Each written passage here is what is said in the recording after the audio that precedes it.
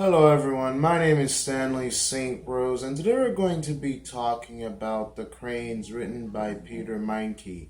Now, before I go into summary analysis of this work, please remember to leave a like, subscribe, and or comment so that the channel can continue to grow. Now, in this work by Peter Meinke, we get introduced to an older couple, and they've lived their entire lives together.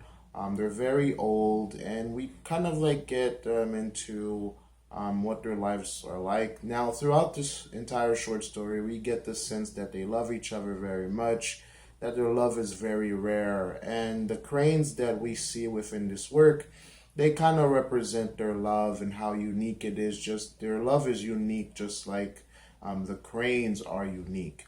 And this couple, at first, when you're reading this, it's sweet, it's lovely, it's loving. It's like, oh my God, these are wonderful people.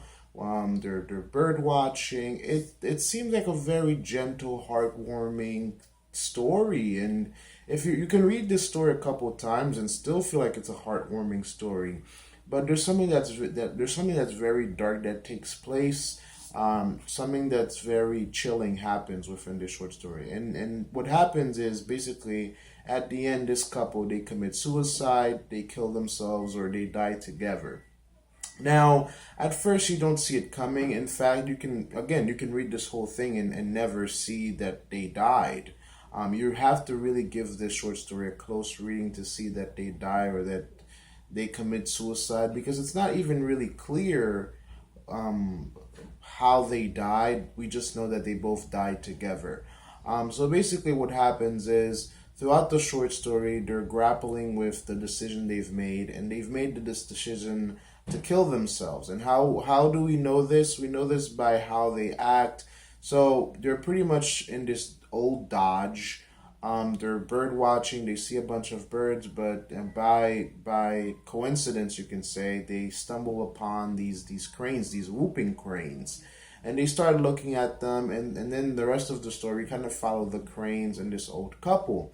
There's a lot of comparisons that are being made with these cranes and this old couple, and how they say how these cranes, they live together forever, and how their lives, once they join together, or they meet and they mate and they do all these things, they just stick together. And this old couple and this old Dodge, they've stayed stick together all their lives. They've been married, they've had children, they've gone through all the ups and downs of life. And they're sitting in this old car. There's like a shower curtain draped over the front seat where they're sitting, and they're about to commit suicide, and they're kind of like reflecting on life and all the good things they had and all the bad things they had. And they comment on their health. We know that both of their healths are poor.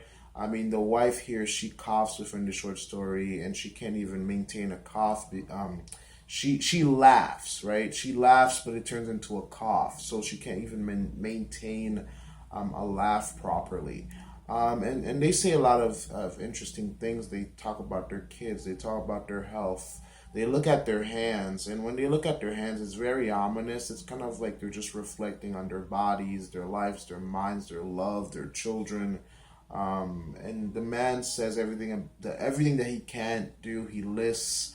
They talk about their youth when they could fight and talk to people and do all types of crazy things. So they really go into their lives and they give us a lot of details.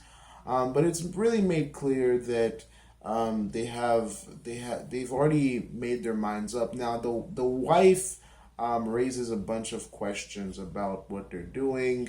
She kind of questions, is this the right thing to go through with what we're doing? Now, we're not specifically told that they're going to kill themselves, but we have enough clues around the short story to determine that they have killed themselves, or maybe the wife dies, and the husband kills himself with the gun. But the bottom line is they both die.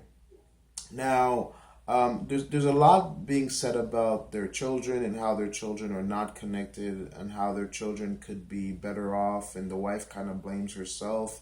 But the husband tells her, don't blame yourself. It's a new generation, the generation that's coming after us. They're not like our generation. Their generation used to, they would write letters, they would talk to one another, they would, love other people. But the young generation that they know, they don't do the writing letter thing and the visiting thing and the togetherness thing. They're not about that. And so they say something along the lines of, our feathers are kind of like plucking away. This is to compare themselves to the cranes here.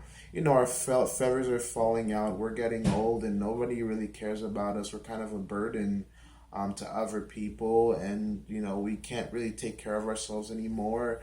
And it's kind of like they're like, life is painful, life is horrible. We're old, we're dying, and so maybe we should just end it together. And we kind of see what's really chilling and what's really gruesome is that we can see all the level of planning that they had together. They planned this suicide. They had the shower curtain draped over the front seat. They had the murder weapon or the suicide weapon.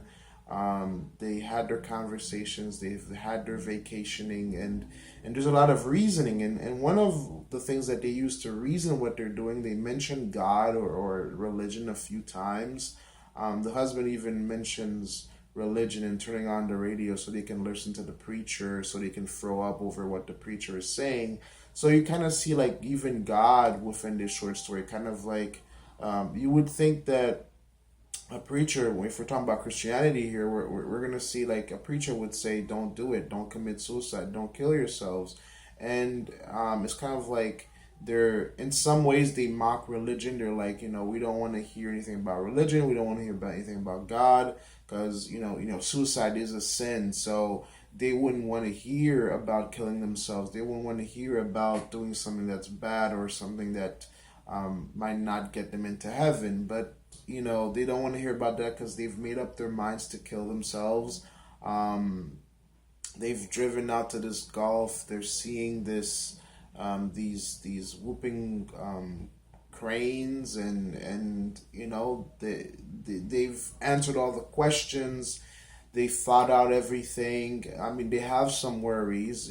Killing yourself is not an easy thing, but they've made up their minds to do it. And they've considered religion, they've considered everything that they could about their children, and everything's ready. And it's really sad how this ends because they do have a great love, and you can see that they've kind of like weathered everything, they've gone through everything, but it seems that they didn't want to watch each other get worse, they didn't want to watch each other die. So they just made this plan, even though they have some reserves, some doubts whether or not this is a good idea or not. But at the end, they do. The wife dies, and it's not clear. It's not like the short story. This short story is kind of like poetry and a short story in one, because we're not exactly sure what's going to happen.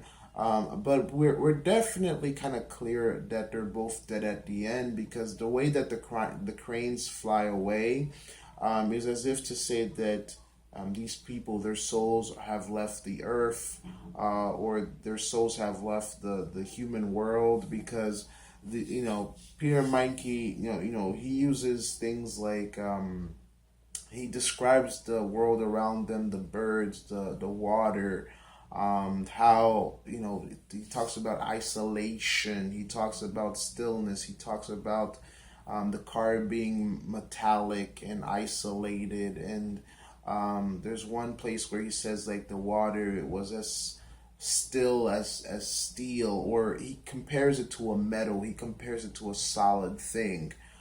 So the beauty gets ripped away from God. It all starts beautiful and wonderful. It all starts at wonder, and that's kind of a reflection of their lives. Their lives started beautiful and wonder, just like the cranes, right? And then it ends in things being transparent and pale, and birds flying away or escaping the horror of what they of escaping the horror of suicide, because the cranes do fly away at the end. And it's some ways that the cranes flying away and up and towards the sun is kind of like maybe their souls leaving the earth and going up towards heaven. I mean, you can debate whether or not you think they make it into heaven or not.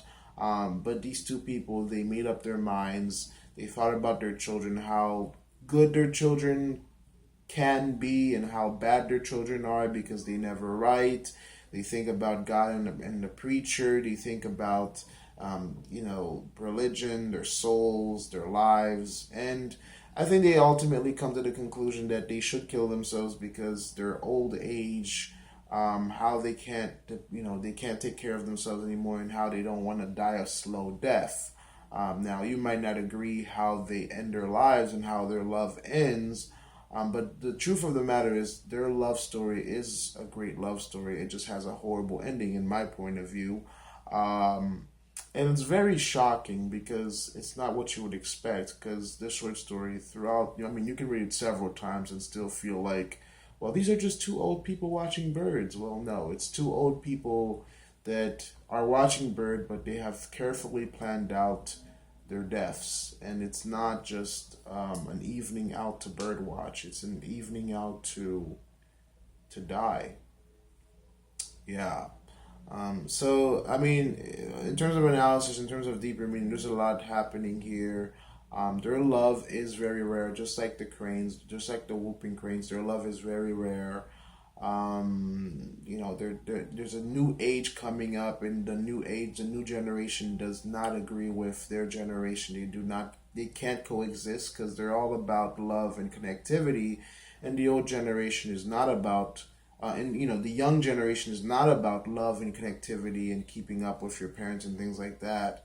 And they reflect on all of their lives, and they've had a good life, and even in suicide, they still love each other, but they just don't want to go any further. So they leave the world, and the whooping cranes leave also.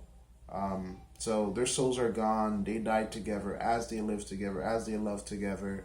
And that's how the short story ends. A very sad short story, and a very, very kind of like gentle and stealth like death that you really won't get until you read this short story a couple times and really look at how the Peter Meinke is describing the world around them.